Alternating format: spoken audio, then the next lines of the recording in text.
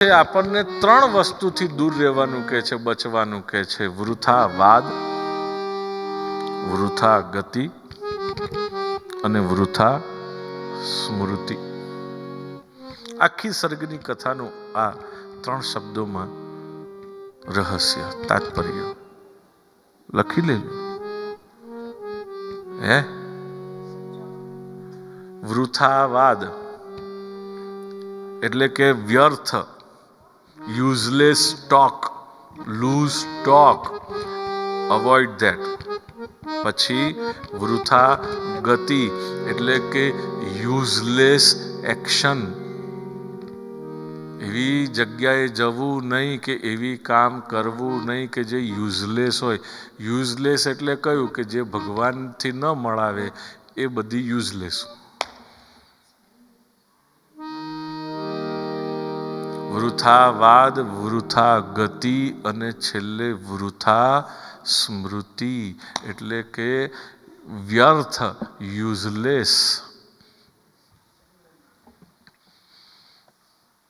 આપણને બીજું બધું યાદ રહે, બોલો.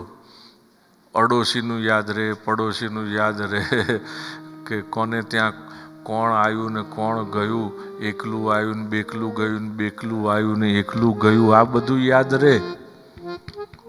પણ ભગવાન યાદ રહે નહીં. ત્યારે સમજવું કે આપણે ખતરામાં છીએ, ડેન્જર. આપણે ડેન્જર ઝોનમાં છીએ એવું સમજી લેવાનું. જય શ્રી કૃષ્ણ. વૈષ્ણવ, વાહ ભાઈ વાહ. તો વૃથા વાદ, વૃથા ગતિ અને વૃથા સ્મૃતિ, આ ત્રણ વસ્તુથી આપણે દૂર રહેવું, એ જ આપણને આ સર્ગની કથા આપણને સમજાવે છે.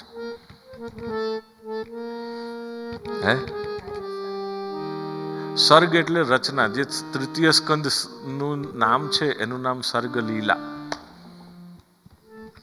સર્ગની કથાનું તાત્પર્ય આપણને કહે છે કે આ જે ભગવાનથી ન મળાવે, જેનાથી ભગવાન ન મળે એવી સ્મરણ, એવી ગતિ કે એવું બોલવું, એમાં આપણે પડવું નહીં, એનાથી દૂર રહેવું.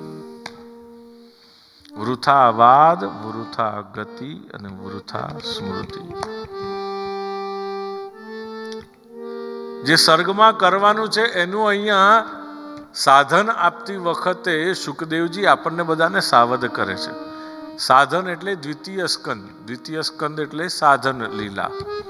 તો સાધન આપણને આપવાના છે. કયા છે? ભગવાનની 10 લીલાઓ. મનુષ્યના જીવનમાં અધિકાર મળે પછી શું કામ કરવાનું? અધિકાર મેળવ્યા પછી, એટલે કે અધિકાર એટલે યોગ્યતા. યોગ્યતા મેળવ્યા પછી શું કરવાનું? સાધન.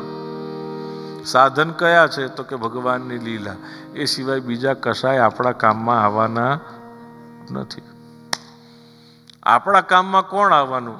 ભગવાનની લીલાઓ, કે જે આપણને પ્રેરણા આપશે, આપણને બળ આપશે, આપણને માર્ગદર્શન આપશે કે જો આ જગ્યાએ આવું કરીશ, એના કરતાં આવું કરીશ તો તને કામ લાગશે.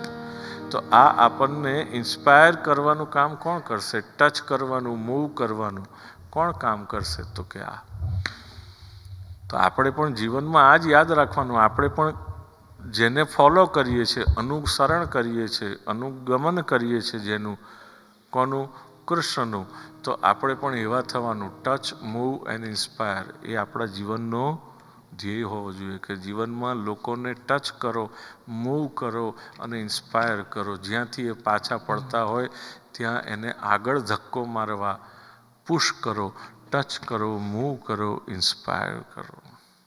TMI, touch, move and inspire.